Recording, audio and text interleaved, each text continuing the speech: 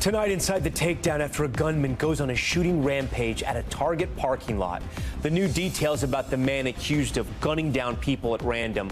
The victims, a Target employee collecting shopping carts, a grandfather and his granddaughter, plus the suspect seen bloodied and bruised in his booking photo. How was he able to get his hands on a gun? Also tonight, scars of Uvalde 3 years after the horrific shooting at an elementary school. New body cam shedding light on law enforcement's delayed response, parents' desperate pleas, and the injuries the gunman's aunt sustained. We're on the ground as President Trump's D.C. police takeover goes into action. Hundreds of National Guard members mobilized for their new assignment at the nation's capital. Ahead of President Trump's face-off in Alaska with Russian President Putin, we take a look at his relationships with the Kremlin and Ukraine's Zelensky. Could history with the world leaders help get the deal done? The fire NATO swirling through a cloud of smoke in Portugal, and Tropical Storm Erin on track to become the first hurricane of the season. Our Bill Cairns with where it's headed. The incredible story of survival, a teen waking up from a coma after a 240-foot fall, spending 3 days without food or water in a ravine. His mother speaking a top story about his first words when he regained consciousness. And good evening. We begin tonight with that deadly shooting at a Target store in Texas and the chilling new details we're learning about this heinous attack. Police say a gunman opened fire in this Target parking lot in Austin yesterday afternoon, killing 3 people, including a 4-year-old girl, before hijacking a car, fleeing, and then crashing it. This was the emotional scene in that lot as employees and shoppers evacuated the store. Here's what we know. Police have charged this man, 32-year-old Ethan Nineker, with 3 murder charges, including capital murder of a child. Authorities say they found him naked, holding a Bible, and claiming to be Jesus, adding he has a criminal record and a history of mental health issues. We're also learning new details about the victims of the attack: Hector Martinez Machuca, Adam Chow, a grandfather, 65 years old, and Chow's 4-year-old granddaughter, Astrid. Austin police believe the gunman approached the Chows in their car before shooting them and stealing their vehicle. So many questions remain tonight, as you can imagine. Police searching for a motive in the senseless act of violence. NBC's Priscilla Thompson is on the ground in Austin and leads us off tonight. Tonight, harrowing new details in the shooting rampage at this Target parking lot that left 3 people, including a 4-year-old child, dead. 32-year-old Ethan Nineker appearing bloody and bruised in this booking photo, now charged with those murders. The suspect is armed and has shot multiple people. Police say the 911 calls started pouring in at 2:15 p.m. Authorities arrived to find Hector Martinez Machuca, a Target employee, shot. Attacked randomly while collecting shopping carts, police say. He was transported to the hospital where he was later pronounced deceased. The suspect then fired off more shots, they say, before running up to a gray Toyota, shooting the driver, 65-year-old Adam Chow, and killing his 4-year-old granddaughter, Astrid, in the back seat. They were pronounced dead at the scene. Police say the suspect threw Mr. Chow's wife from the vehicle as she clutched the child, then stole the car, sped off, and crashed it. Over the next hour, Nineker committed multiple crimes, including attempting to steal a water truck, causing multiple crashes, assaulting another female driver, and stealing her Volkswagen. Police say they found him across the city in a backyard, naked, holding a Bible, where they used a taser to bring him down. He said that he was Jesus, and there was really no reason whatsoever given. It was a completely random choosing of the victims. According to authorities, the suspect has a history of mental health issues, including 2 2018 police calls for an emotionally disturbed person. Austin police say he's been convicted in the past for violation of a protective order, driving while intoxicated, and assault. This man had some serious issues. There were some serious failures here. Ashley Fairley was checking out inside the Target with her daughter when gunshots rang out. We're not doing well. I feel nothing. I just feel like void in a way. Tonight, the Chows are remembering Adam as the steady backbone of the family and young Astrid as pure silliness and joy, writing, "We are broken and miss them both so much." Priscilla Thompson joins us tonight from that parking lot there in Austin. Priscilla, if the suspect had such a documented history of criminal activity and mental health issues, how did he get a gun? Yeah, that is the question, Tom, and authorities are looking into that. They say that he used a handgun that he got from, they believe he got from family, and I asked investigators whether anyone else could be held accountable as it relates to this gun, and they said that that's something that they're investigating, but certainly a lot of the folks that we've spoken to today angry to learn that information and that he was able to get that gun given that history that he had. Tom? Okay, Priscilla Thompson first. Priscilla, thank you. Tonight, we're gaining new insight into the harrowing moments in one of the deadliest school shootings in U.S. history. The Uvalde School District releasing hours of new body cam footage and thousands of documents following a lawsuit by NBC News and other news organizations. We do want to warn you, some of the video and audio you're about to hear is very disturbing. Here's NBC's Morgan Chesky. Sir, this is Arredondo with the school district police. Can you please put your firearm down? Tonight, new video capturing crucial moments inside Uvalde's Robb Elementary School after a gunman opened fire on May 24th, 2022. The district releasing hours of never-before-seen footage showing a response caught amid confusion and chaos. At 11:40 a.m., just minutes after the shooter entered the school, you can see officers treating his grandmother, the first victim, who ID'd her own grandson as the gunman. Salvador Ramos. Apparently he just shot his grandmother. Outside Robb Elementary, as precious time passed. Sir. Panicked parents heard off camera, shouting at authorities to do something. By 12 p.m., with dozens of armed officers lining hallways, the school's police chief, Pete Arredondo, began pleading with the gunman, barricaded inside a classroom. These are innocent children, sir. Please talk to me. Please talk to me, sir. No response is ever heard. I need cover. We got more kids. Nearby, other officers tried to clear classrooms of terrified students and teachers. Go, pass. Go, go, go, go, go, go, go, go. At 12:08 p.m., the gunman's own aunt heard begging authorities to shoot him. Get him! Get him! Help us, help us. He's doing it because his mom and everything. Nearly an hour after that first gunshot, authorities shout questions back and forth, looking for keys.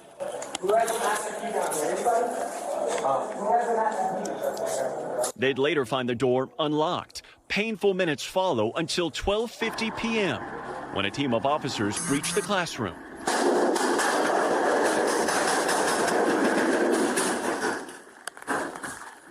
With the gunman dead, authorities frantically call for medical backup.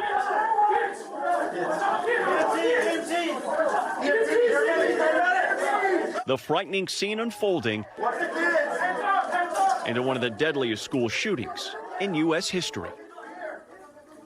Morgan Chesky joins us tonight from L.A. Morgan, 2 Uvalde school officers face criminal charges for their role in responding to the Robb Elementary shooting. Yeah, Tom, that's right. And one of those is the former school district police chief, Pete Arredondo. He and another district officer are the only 2 officers who faced criminal actions for their response amid that shooting. We have reached out to both of them. They have yet to respond. However, both have since pleaded not guilty in these ongoing legal proceedings.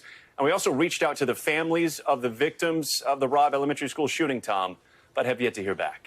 Tom. Morgan Chesky first. Morgan, we thank you. Now to the latest on the steel plant explosion in Pennsylvania that has killed 2 people. New questions tonight about what caused it and what one employee tells us about the moment they felt the blast. Adrian brought us with those interviews tonight from the scene. Tonight, devastating damage seen from above after this massive explosion at a U.S. steel plant as investigators work to find the cause. We're not going to speculate. We're going to let the people do their work and support them in that important job. Officials say there were no warnings that indicated any problems at the factory. Routine maintenance is what they were preparing for. I think it was actually going to happen next week.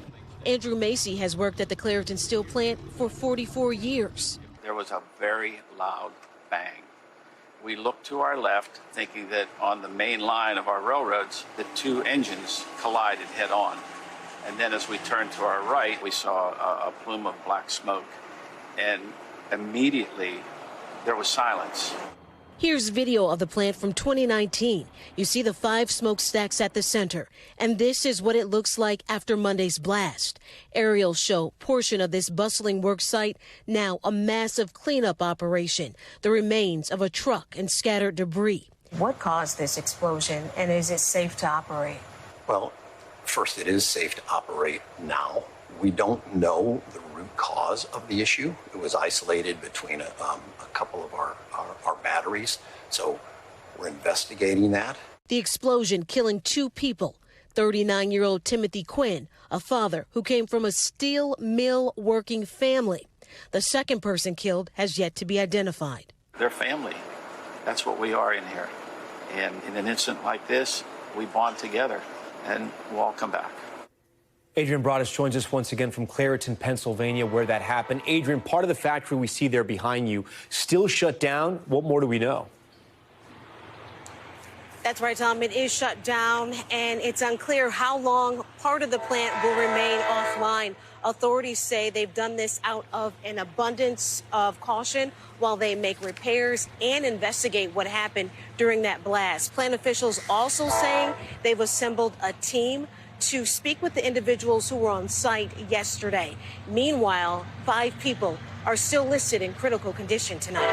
Tom? Adrian brought us first. Adrian, we thank you. As we hear that train there behind Adrian, we're also following breaking news, a train derailment in Texas leaving multiple cars overturned. Emergency crews responding to the site in Gordon. That's just an hour west of Fort Worth. We're told 30 cars carrying potentially hazardous material went off the rails. Look at this, sparking small fires. Crews are checking for leaks, but so far none have been found and no one was injured. A bit of good news there.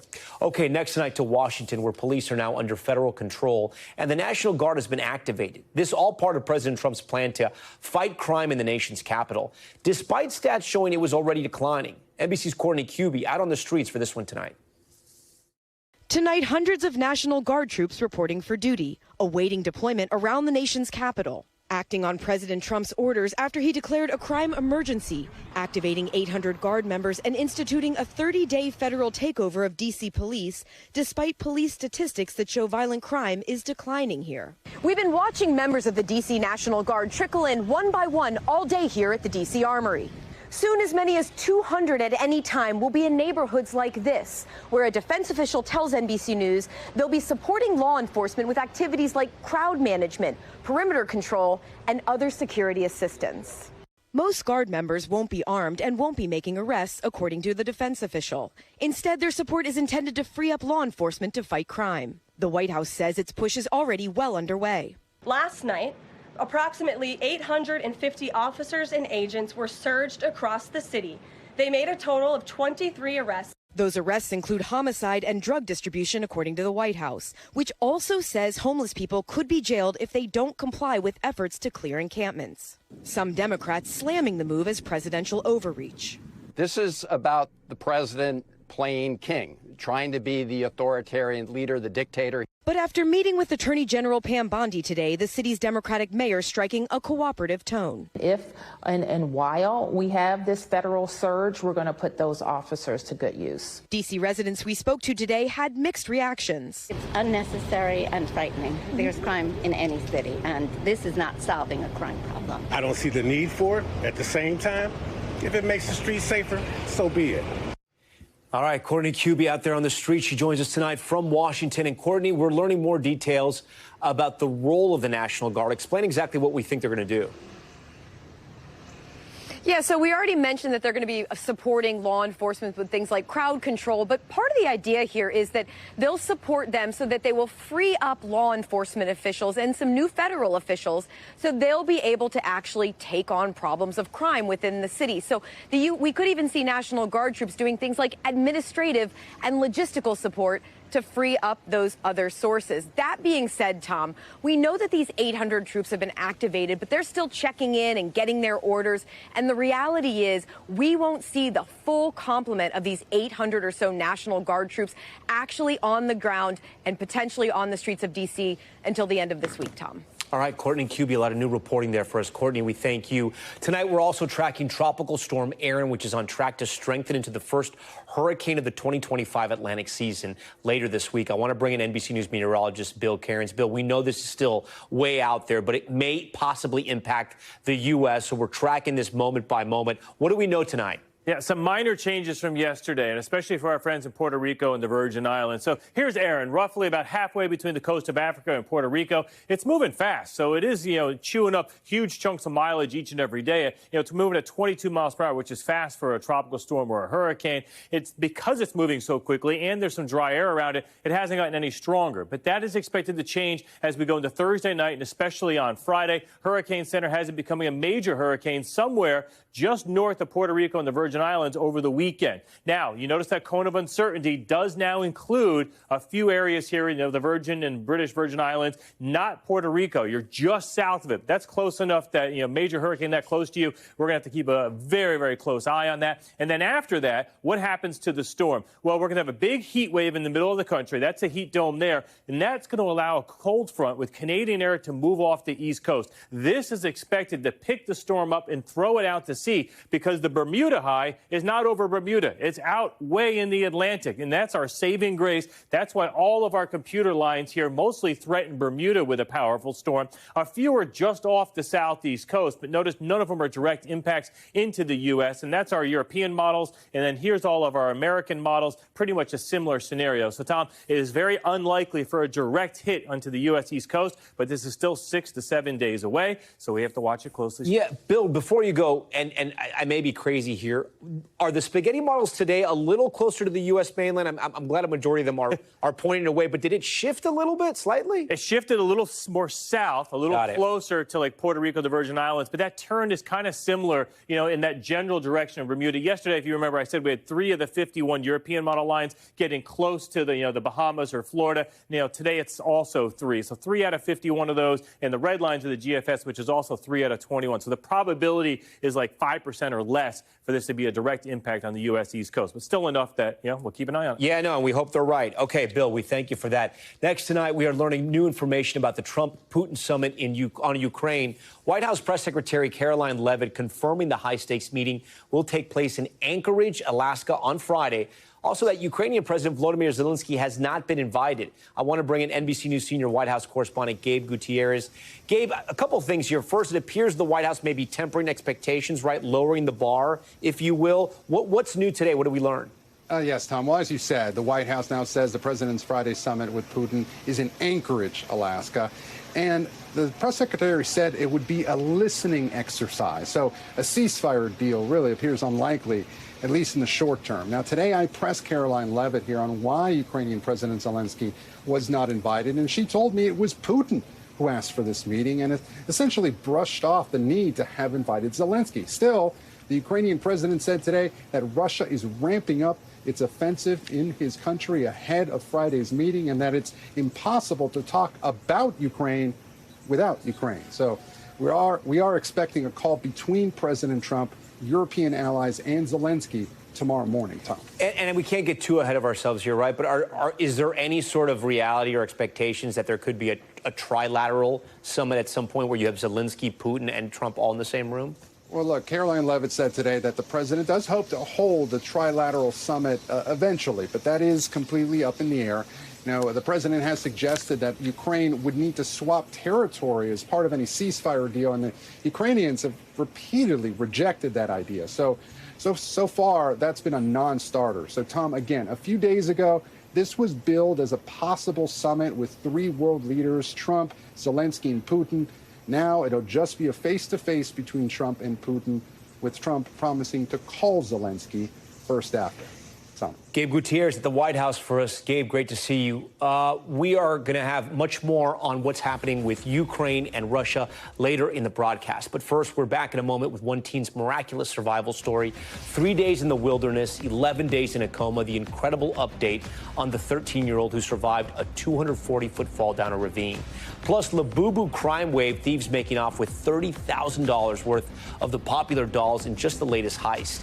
And is Harvard and the epic legal showdown with the Trump administration nearing an end? The multi-million-dollar settlement reportedly in the works, actually worth hundreds of millions. That's next.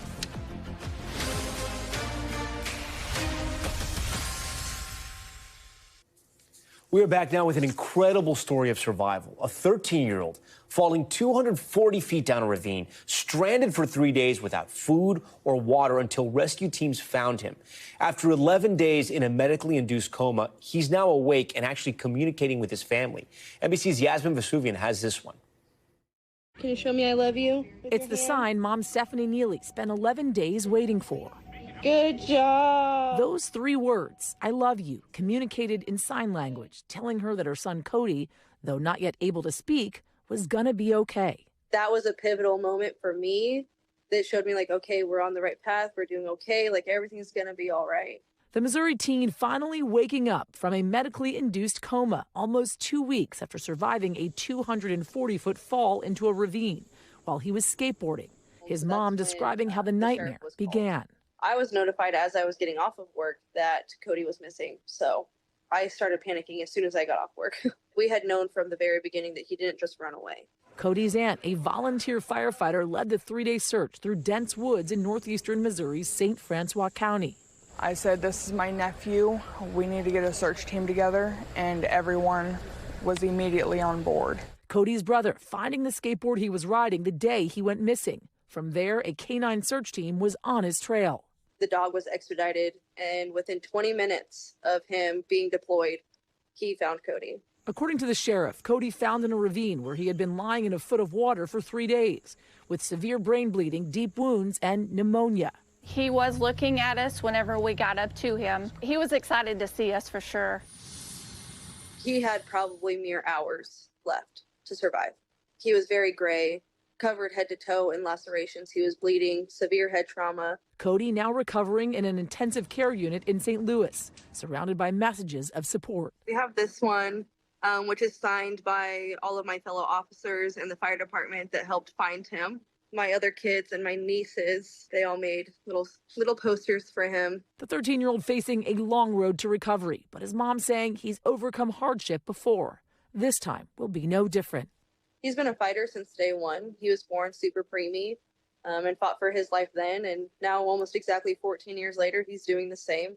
And his stubbornness is what saved his life. Yasmin joins us now live in studio. So Yasmin, we saw him there communicating with his sign language. Yeah. What else do we know about the way he can communicate with his family? So he's able to speak, but because of his injuries, he is having a hard time. I will say, though, that the first thing he asked for when he was able to speak was a Coke from McDonald's. That's what he wanted. That's what he was craving. That's what he wanted. That's what he was craving because he wanted the taste in his mouth. I asked his mom also how the accident actually happened, and she said there is an investigation ongoing. But nonetheless, 80 hours without your kid and then finding him alive at the bottom of a ravine. Incredible. And he's doing okay. Yasmin, thanks for bringing us that story. Thanks, we appreciate it. Yeah. Okay, we're going to take a turn here to the widely popular collectible prompting a new wave of crime. Labubus, those small, hard-to-find plush monsters, are so in demand, they're now in the crosshairs of criminals. Camila Bernal explains what's driving these thieves. Furry bodies, wide eyes, and a toothy grin, reselling for hundreds of dollars, and now a very obvious target. My Labubu got stolen. Someone stole my Labubu. Labubu, the summer's most sought-after toy, at the center of a crime wave. In Southern California, the thefts amount to tens of thousands of dollars. The latest in Chino, valued at approximately 30 grand. Police say they recovered 14 boxes of stolen merchandise that were soon to be resold and shipped all over the U.S. In La Puente, it was all caught on camera. The theft here also amounted to about $30,000 because while these Labubus can sell for as little as $30, they're hard to find and widely resold for much, much more. The fact that, some people think that, hey, it's just Labubus. No, it's more. It's organized retail theft. Connie Zuniga has spent over $5,000 amassing her collection, taking measures to deter thieves. You get these they're like little locks with a screw. So I will clip both of them on my purse. So that way they have a double lock. It's very sad because it kind of feels like they're taking a piece of a happiness, a moment, a memory. While the toys may be cute, the sheriff's department says they take the thefts seriously. Okay, Camila Bernal joins us tonight from Los Angeles. Camila, you know, there's obviously a lot of hype about these toys. They're so expensive in some cases. There's also a concern about fakes. I can't believe I'm going to say this, but I am. They're called Lafufus. If you're looking to pick one up, how can you tell if it's a Labubu or a Lafufu? Well, I'm going to sort of put you on the spot here. Okay. Which one is the Labubu? I'm going to look at the monitor Which here. one is the Lafufu?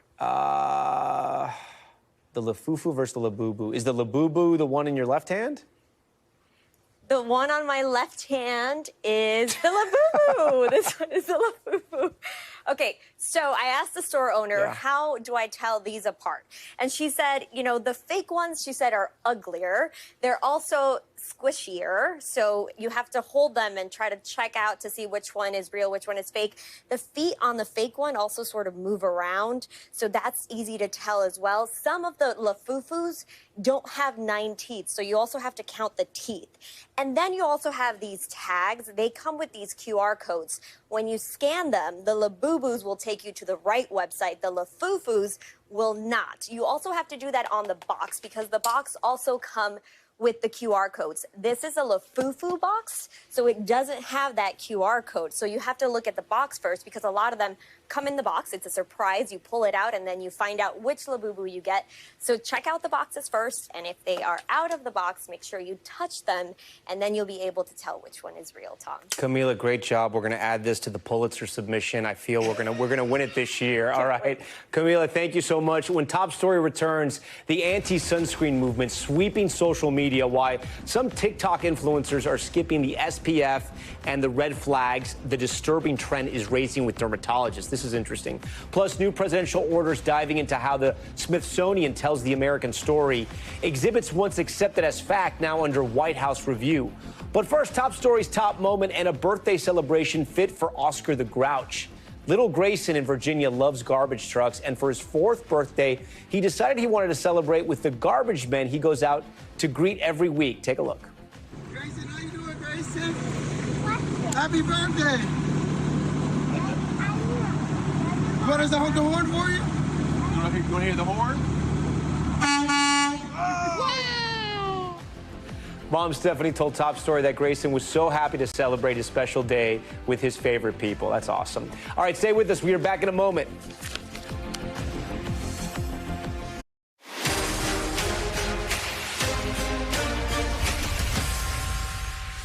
Okay, we are back now with the months-long legal battle between the Trump administration and Harvard. A senior White House official confirms to NBC News that the two sides are close to a massive $500 million settlement.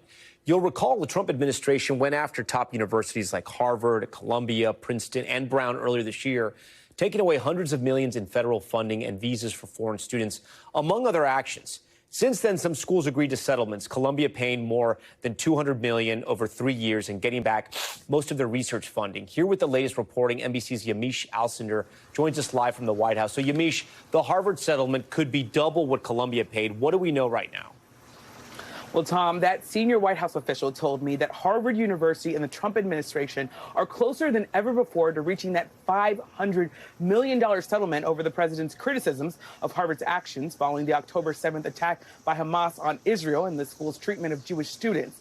The official said that the amount being discussed is so high because the Trump administration believes Harvard was the worst violator of student civil rights. The official also said that Harvard's penalty will have to, quote, match the level of their violation, and that strong enforcement mechanisms need to be a big part of the deal.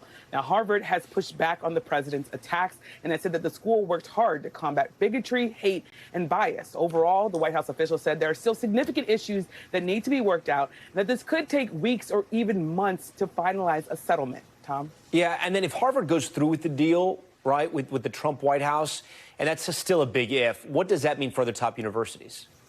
Well, it is a big if. That's a key question, though. If Harvard University agrees to pay so much money to settle this disagreement with the Trump administration, it could send a signal to other schools that it's best to work out a deal with the Trump administration instead of taking up prolonged and often expensive legal fights. Now, some critics of the president also told me they worry that Harvard settling for $500 million could negatively impact how other schools, especially schools that don't have as much money, deal with students who protest issues that conflict with policies or points of views of President Trump in the future. Tom. Okay, Yamiche, with a lot of new reporting there. Yamiche, great to have you on the broadcast. Now to top stories news feed, starting with the White House's new plans to review exhibits at the Smithsonian. White House officials saying it will conduct a review to, quote, ensure alignment with the president's directive to celebrate American exceptionalism.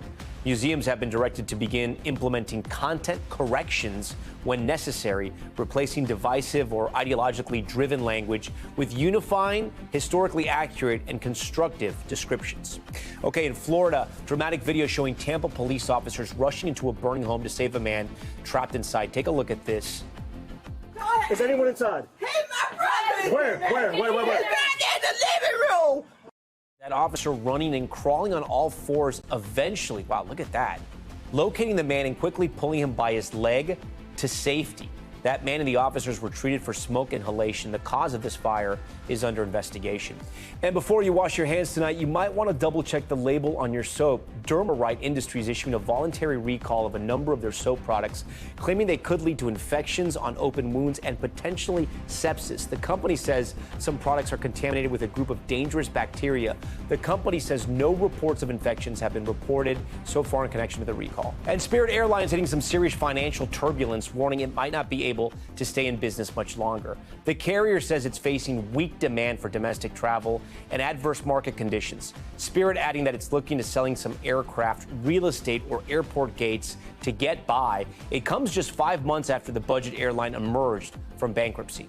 And Beyonce winning her first primetime Emmy for her Netflix special, Beyonce Bowl. The 35-time Grammy winner adding another trophy, this time for costume designer. Beyonce is also nominated in 2 other categories for Beyonce Bowl: Outstanding Variety Special and Outstanding Directing for a Variety Special. She's officially halfway to an EGOT. Very cool.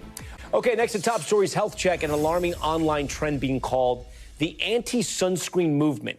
Have you heard of this? It's pretty scary. TikTok influencers telling people that wearing sunscreen can be more harmful than the sun exposure itself, even going as far to say people should be getting as much sun exposure as possible.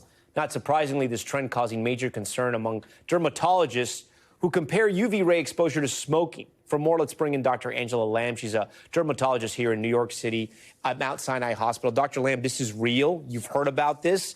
I mean, where does this come from? Yeah, unfortunately, it is real. I am hearing it. I'm seeing little bits of it in my practice. And, I think it just comes from people not really understanding how harmful ultraviolet radiation, again, radiation, which we know is a carcinogen, They just don't realize how harmful it is. So according to the Skin Cancer Foundation, I'm going to put this up on the screen, 1 in 5 Americans will develop skin cancer by the age of 70.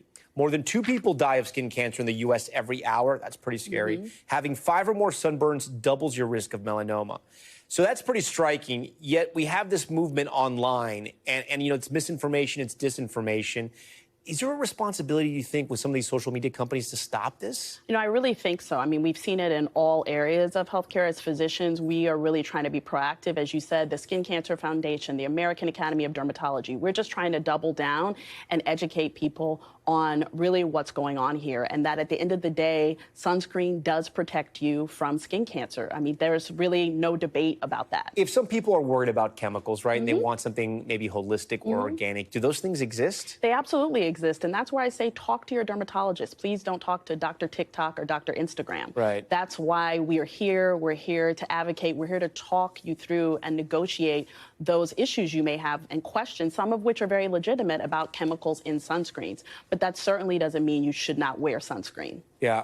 What are some things, I mean, because the people that are putting this stuff out on TikTok and Instagram are recommending oils and other ointments. I mean, ignore it all, right? Ignore it all unless, for example, they have something like zinc in them that we know can protect you against UV rays. If it's just an oil or something, that we have a lot of data and research on actually what protects you from UV radiation. As a medical professional, and I know you're not in public health, you have, a practice and you care for patients, but I mean, how do you get ahead of this so it doesn't become a thing where we saw with vaccinations and the measles. People think, they get scared of vaccines, they stop vaccinating their kids, and then there's measles outbreaks. If this were to grow online and people just started getting like sunburned every day, I mean, it's pretty terrible. I know. It would be unfortunate, and it would be a public health crisis, frankly, because we know that countries that have really doubled down on sunscreen education have seen decreases in incidence of skin cancer. So, I mean, we want to be the leaders in that in this country, and I think a lot of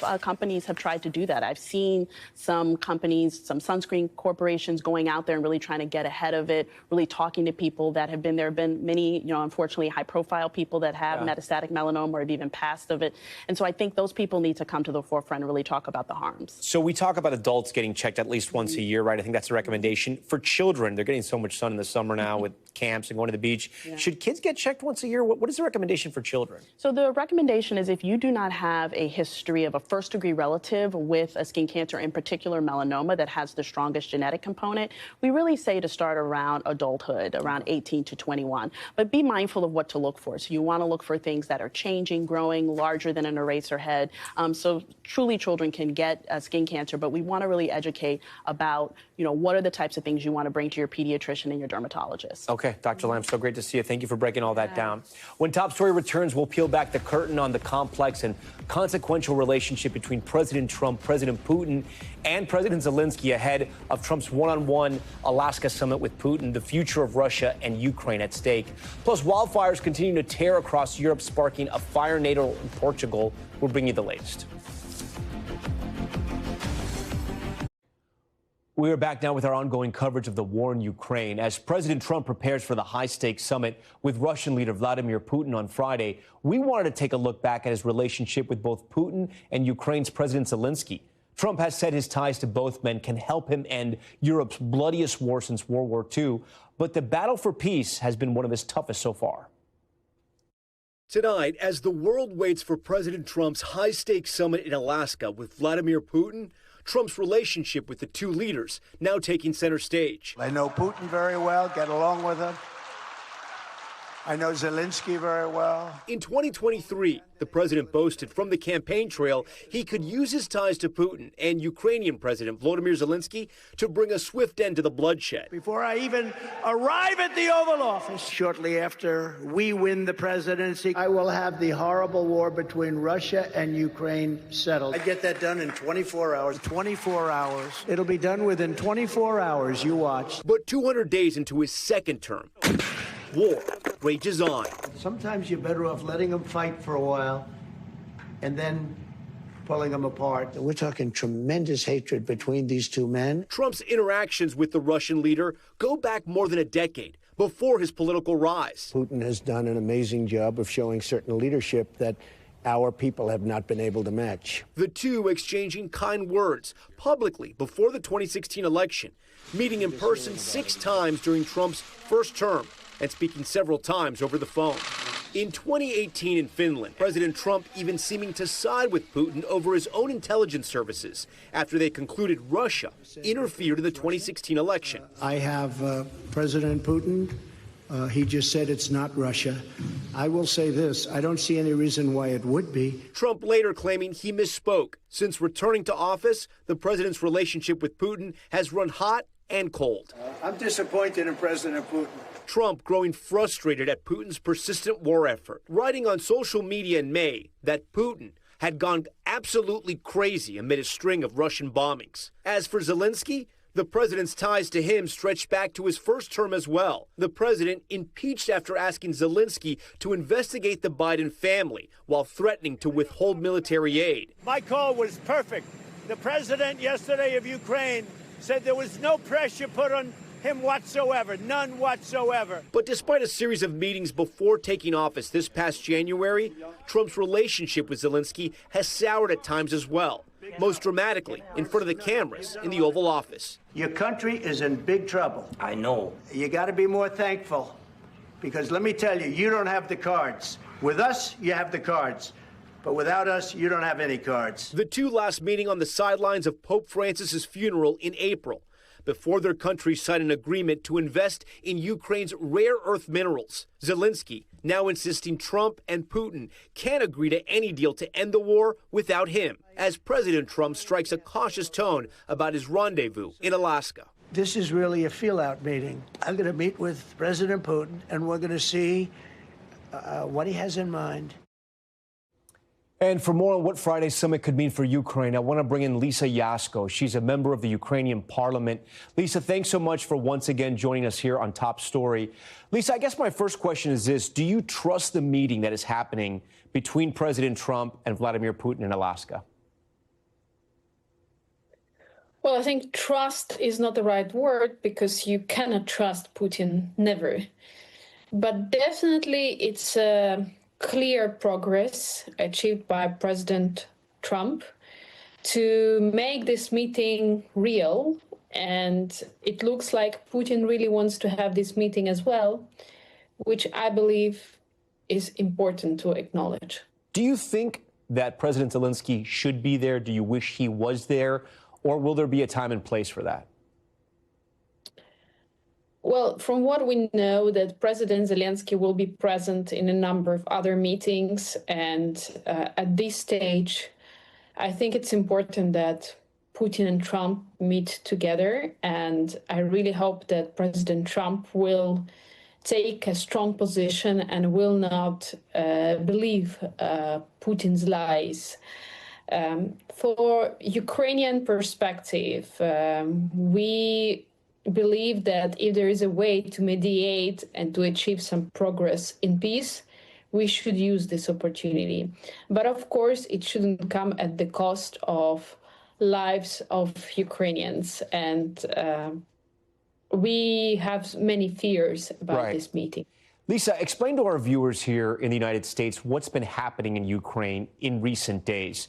Russia has not stopped their assault on your country.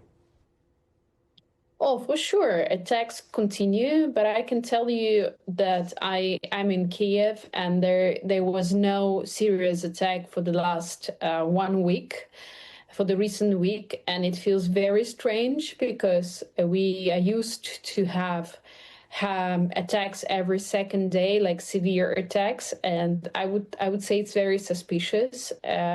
Looks like Putin wants to play with this game on showing some kind of a few peaceful moments, but then aggression and attacks again. Because he just attacked that civilian bus, right?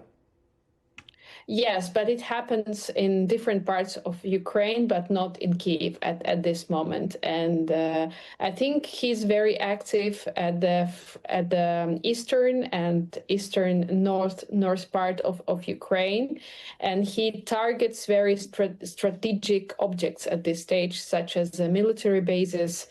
I think he wants to prove that he has influence and control over objects. Speaking of the East, if the deal on the table, right, that starts to get negotiated, is that Russia keeps the land that they invaded and that they've taken by war, they keep that land, and then there could be peace. Would Ukraine accept that deal? It will be very hard for Ukraine to accept such a deal because we don't accept the idea of the territories exchanges. Also, it's against our constitution because in our constitution we have very clear sentences that Ukraine is a sovereign country within its sovereign borders. What we are ready for is some temporary solution. We need a ceasefire. We need discussion on how diplomatically we can have some results sometime in the future, maybe not tomorrow. So I think it's already a compromise that we don't demand solution now, but we believe that it can happen in the future. Would you take Putin at his word if you come to an agreement and let's say Russia keeps the land that they've gained in their invasion and in war? Would you trust and take Putin at his word that he would not invade anymore and he would keep that border? For sure, no. It's not possible. He will invade unless there is a strong power inside Ukraine, in other countries, in NATO, other big geopolitical players that will be strong enough to not to allow Putin to attack again, let's say it this way. We had an expert on yesterday who was talking to us about sentiment about the war and about negotiations in Ukraine. He pointed out a recent poll in Ukraine that said Ukrainians are open to the idea of negotiating now. Before, it was no negotiations, fight, fight, fight. Has the sentiment in Ukraine changed? Has Ukraine gotten, even though Ukraine has fought so valiantly and so courageous, have the Ukrainians gotten sick of this war? For sure, we are very tired.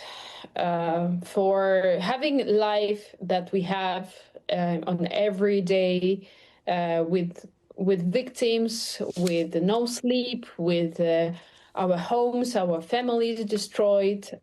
Of course, we are tired, and of course, we want justice and we want to have peace. But the polls show that Ukrainians accept the idea of negotiations, but the polls don't show us the results of how many people would accept any territorial, let's say, conversations. And this is a very sensitive topic because many people lost their relatives who were fighting in different parts of Ukraine, defending this eastern part of Ukraine especially. And if there is no justice of war criminals having accountability, then it will be very hard to accept the idea of negotiations.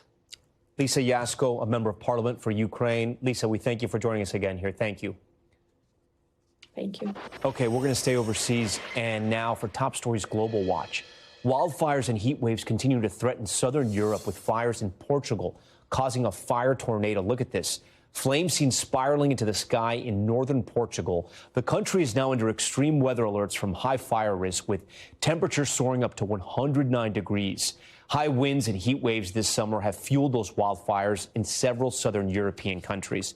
This is a strange one. A swarm of jellyfish shutting down one of France's largest nuclear power plants after clogging intake systems used to cool reactors. Officials say the jellyfish were found in the non-nuclear part of the facility. They did not pose a threat and were merely a nuisance to clean up. Scientists believe climate change has created favorable conditions for the fish to reproduce, increasing populations in the North Sea. So many waiting for that album. We thank you for watching Top Story tonight. I'm Tom Llamas in New York. Stay right there. More news on the way.